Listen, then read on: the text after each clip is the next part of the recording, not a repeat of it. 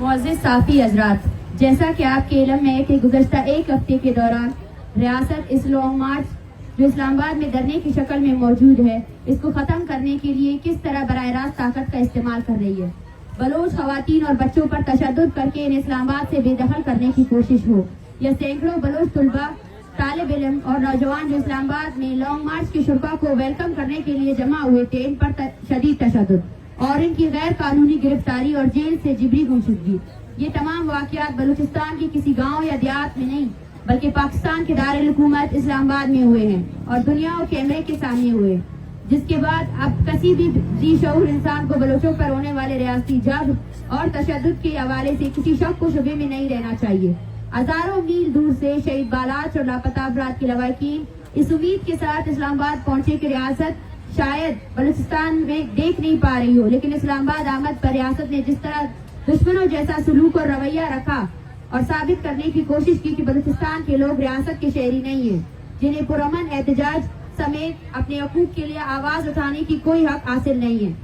اس لیے ان کے ساتھ ریاست کچھ بھی کر سکتا ہے۔ خواتین اور بچوں پر تشدد، لاپتہ افراد کے لواحقین کو جیل میں ڈالنے سے لے کر جس طرح رات گئے سوئی ہوئی خواتین پر حملہ کرتے ہوئے انہیں ہراساں کرنے اور ساؤنڈ سسٹم کو چوری کرنے تک یہ ثابت کرتے ہیں کہ ریاست بلوچوں کے خلاف ہر طرح کے حربے استعمال کر رہی ہے۔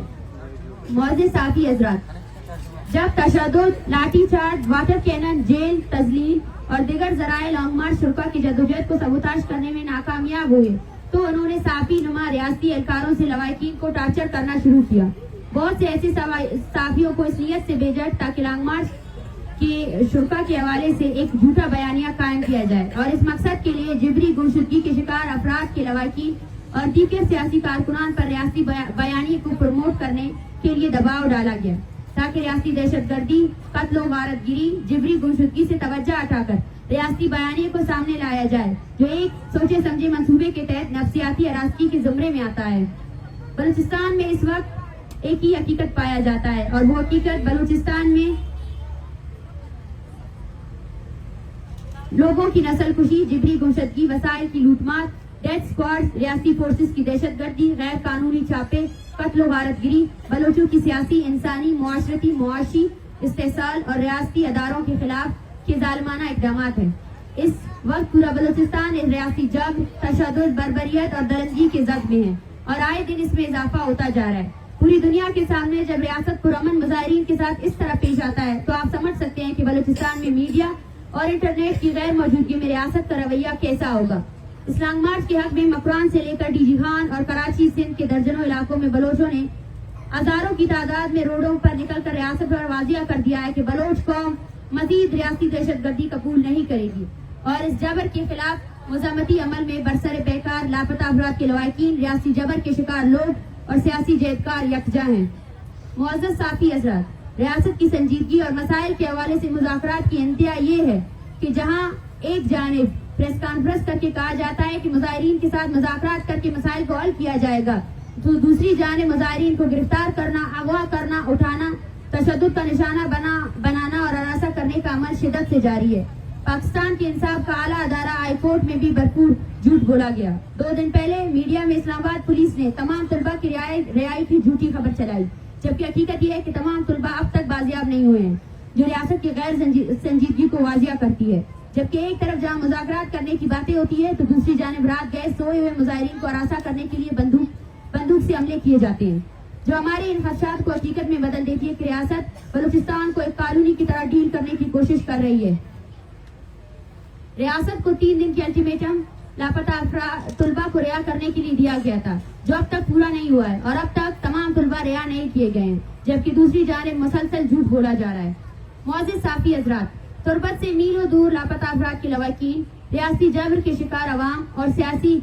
کارکنان اسلام آباد اس لیے آئے ہیں کہ انہیں انصاف مل سکے، لیکن ریاست نے جو رویہ دکھایا وہ کسی بھی طرح ایک ریاست کا اپنے شہریوں کے ساتھ پیش آنے والا رویہ نہیں، بلکہ آقا کا اپنے غلاموں کے ساتھ پیش آنے والا رویہ تھا۔ تحریک کے مطالبات پہلے دن سے واضح ہے اور انہی پر تحریک قائم ہے۔ ریاست کو درج ذیل مطالبات پر اگلے 7 دنوں کے لیے مذاکرات کا وقت دیتے ہیں۔ اقوام متحدہ کی ورکنگ گروپ کی سربراہی میں بلوچستان میں انسانی حقوق کی خلاف ورزیوں کی تحقیقات کے لیے ایک فیکٹ فائنڈنگ مشن بھیجا جائے۔ بلوچستان میں جبری گمشدگیوں اور ماروی عدالت علاقتیں ختم کرنے کے لیے اقوام متحدہ کی ورکنگ گروپ کی موجودگی میں معاہدے پر دستخط کیا جائے.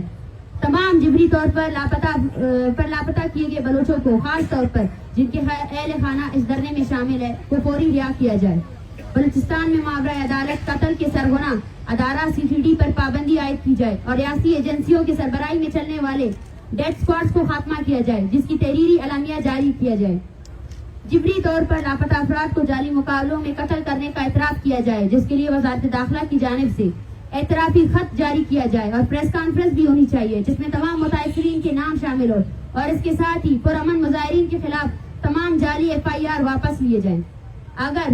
درج بالا مطالبات پر ریاست نے سنجیدہ مذاکرات نہیں کیے اور سنجیدگی نہیں دکھائی اور جس طرح انہوں نے گزشتہ ایک ہفتے کے دوران مظاہرین کے ساتھ رویہ رکھا ہوا ہے اور یہ سلسلہ جاری رہا تو ایک ہفتے کے بعد تحریک کی جانب سے ریاستی نسل کشی کی پالیسیوں اور بلوچستان کے ساتھ قانونی جیسا سلوک کرنے پر ریاست کے تمام اداروں سے واضح مایوسی کا اظہار کر کے ہم اپنا مدعا بلوچ عوام کے سامنے رکھیں گے اور پھر فیصلہ عوامی قوت کرے گی. اس ایک ہفتے میں ریاست کو بلوچوں پر واضح کرنا ہوگا کہ وہ بلوچوں کی نسل کشی کے حوالے سے کتنا سنجیدہ ہے، تو انہیں عملاً ثابت کرنا ہوگا اور بلوچستان میں جبری گمشدگیوں، ماروی عدالت قتل سمیت تمام قسم کی انسانی حقوق کی پامالیوں اور غیر قانونی اقدامات فوراً بند ہونے چاہیے. اگر ریاست اپنے کالونیل مائنڈ سیٹ کو تبدیل کرنے کے لیے تیار نہیں ہے تو پھر فیصلہ بلوچ عوام کے کورٹ میں ہوگا. شکریہ.